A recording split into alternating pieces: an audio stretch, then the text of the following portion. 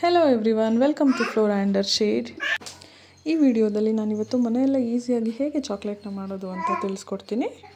Chocolate ಮಾಡೋದಕ್ಕೆ first ಸಕ್ಕರೆನ ನಾವು ಪುಡಿ ಮಾಡ್ಕೋಬೇಕು. ಚಾಕ್ಲೇಟ್ ಮಾಡೋದಕ್ಕೆ ನೆಕ್ಸ್ಟ್ ಇಂಗ್ರೀಡಿಯೆಂಟು ಕೋಕೋ ಪೌಡರ್ ಜೊತೆಗೆ ಬೆಣ್ಣೆ.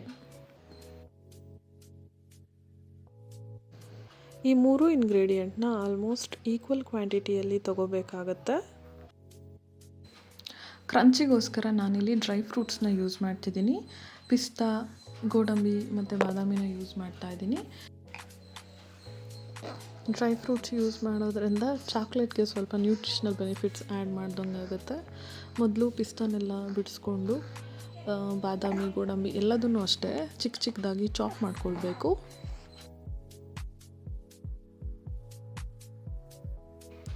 ನೆಕ್ಸ್ಟು ಒಂದು ಪಾತ್ರೆಯಲ್ಲಿ ನೀರನ್ನ ಕಾಯಕ್ಕೆ ಇಟ್ಕೋಬೇಕು. ನೀರು ಕಾದ್ಮೇಲೆ ಅದಕ್ಕೆ ಒಂದು ಬಟ್ಲನ್ನ ಇಟ್ಕೊಂಡು ಈ ಥರ ಡಬಲ್ ಬಾಯ್ಲಿಂಗ್ ಮೆಥಡಲ್ಲಿ ಬೆಣ್ಣೆನ ಕರಗಿಸ್ಕೊಳ್ಬೇಕು.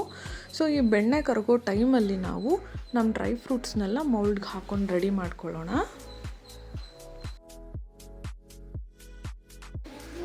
ಈ ಥರ ಎಲ್ಲ ಕಟ್ ಮಾಡಿರೋ ಡ್ರೈ ಫ್ರೂಟ್ಸ್ನ ಮಿಕ್ಸಾಗಿ ಮೌಲ್ಡ್ಗೆ ಸ್ವಲ್ಪನೇ ಹಾಕ್ಕೊಳ್ಬೇಕು. ತುಂಬ ಜಾಸ್ತಿ ಹಾಕಬಾರ್ದು, ಸ್ವಲ್ಪ ಹಾಕಿದ್ರೆ ಸಾಕು.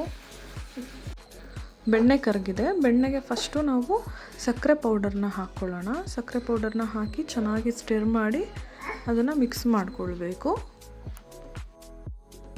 ಸಕ್ಕರೆ ಪೌಡ್ರೆಲ್ಲ ಚೆನ್ನಾಗಿ ಮಿಕ್ಸ್ ಆದಮೇಲೆ ನೆಕ್ಸ್ಟ್ ನಾವು ಕೋಕೋ ಪೌಡರ್ನ ಹಾಕ್ಕೊಳ್ಳೋಣ.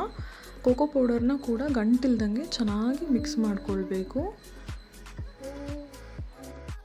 ಆ ಬೆಣ್ಣೆ ಕರಗಿದ ತಕ್ಷಣ ನಾವು ಅದನ್ನು ಪಾತ್ರೆ ಮೇಲಿಂದ ಹೊರಗೆ ಎತ್ಕೊಳ್ಬಹುದು. ಸಕ್ಕರೆ ಮತ್ತು ಕೋಕೋ ಪೌಡರ್ ಮಿಕ್ಸ್ ಮಾಡಬೇಕಾದ್ರೆ ಅವಾಗೇನು ಹೀಟ್ ಅವಶ್ಯಕತೆ ಇರೋದಿಲ್ಲ. ಸೊ ಎರಡೂ ಚೆನ್ನಾಗಿ ಮಿಕ್ಸ್ ಆದಮೇಲೆ ಈ ಥರ ರೆಡಿ ಆಗುತ್ತೆ.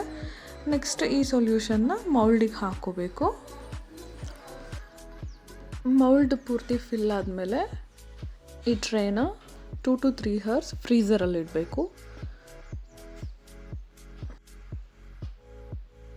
ಆಫ್ಟರ್ ಫ್ರೀಸಿಂಗ್ ಮೌಲ್ಡಿಂದ ಒಂದೊಂದೇ ಚಾಕ್ಲೇಟ್ನ ಈ ಥರ ಹೊರಗೆ ತೆಗಿಬಹುದು. ಚಾಕ್ಲೇಟ್ಸ್ ತುಂಬ ಚೆನ್ನಾಗಿ ಬರುತ್ತೆ ಈ ಮೆಥಡಲ್ಲಿ. ಬಟ್ ಒಂದು ಡಿಸಡ್ವಾಂಟೇಜ್ ಏನಂದರೆ ಈ ಥರ ಹೊರಗೇ ಬಿಡೋದಕ್ಕಾಗಲ್ಲ. ಚಾಕ್ಲೇಟ್ಸ್ನ ಹೊರಗಡೆ ಬಿಟ್ಟರೆ ಮೆಲ್ಟ್ ಆಗಿಬಿಡುತ್ತೆ. ಸೊ ಈ ಚಾಕ್ಲೇಟ್ಸ್ನೆಲ್ಲ ಒಂದು ಬಾಕ್ಸಲ್ಲಿ ಹಾಕ್ಕೊಂಡು ಫ್ರೀಝರಲ್ಲೇ ಸ್ಟೋರ್ ಮಾಡ್ಕೋಬಹುದು. ಯಾವಾಗ ಬೇಕೋ ಆವಾಗ ತೊಗೊಂಡು ತಿನ್ನಬಹುದು. ಈ ಥರ ಈಸಿಯಾಗಿ ಕ್ವಿಕ್ಕಾಗಿ ಮನೇಲೇ ಚಾಕ್ಲೇಟ್ನ ಪ್ರಿಪೇರ್ ಮಾಡಬಹುದು. ನೀವು ಯಾವ ಥರ ಚಾಕ್ಲೇಟ್ ಪ್ರಿಪೇರ್ ಮಾಡ್ತೀರಾ ಅಂತ ಕಮೆಂಟ್ ಮಾಡಿ ತಿಳಿಸಿ.